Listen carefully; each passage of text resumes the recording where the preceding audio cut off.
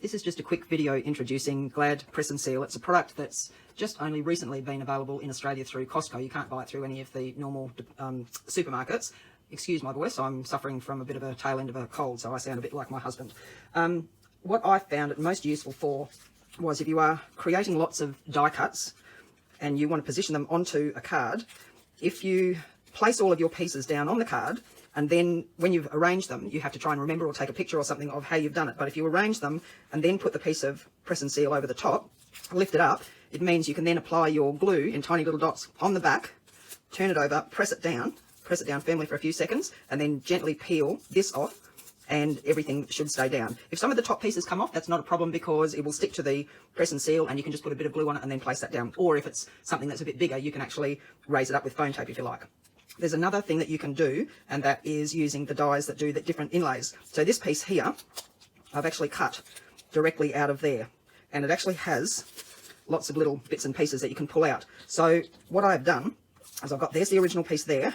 There is a piece that I've cut out exactly the same shape in the copper and also in the black. So I can do the black outline in there and then place the copper pieces in there. This one here can then be used on another card, virtually exactly as it is, or I can just create a plain background and then place that in there. So that is like this one here. So I've just pulled the inserts out, put them on there. Some of this has got sticky on it already, but what I would do is peel the sticky bits off, then put the dots of glue around the edge, and then that can go straight onto another card. So it's also useful when you're wanting to cut something that's really flimsy. So I would obviously attach double-sided tape to the back of this and then cut it out. The problem comes when you pull the release tape off the back, this thing has a tendency to want to fold in on itself and then it's useless. But if you put your piece of press and seal over the shape, once you've pulled it out of there, before you pull the release paper off, you can then just pick it up and put it down, press it down, and then peel the press and seal off the top, and it's perfect. There's another little example here. This is just one of the little Tim Holtz entomology dies. So let me just peel the back off it there.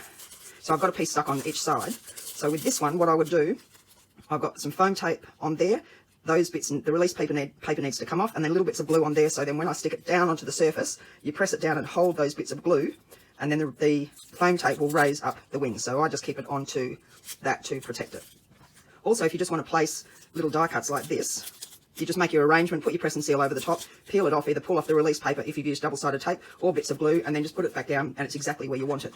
It's also excellent for these sorts of intricate dies, like this paper here. Once you peel this release paper off, if I didn't have it stuck onto here, because this is only copper paper, it would be extremely flimsy and it would fold up.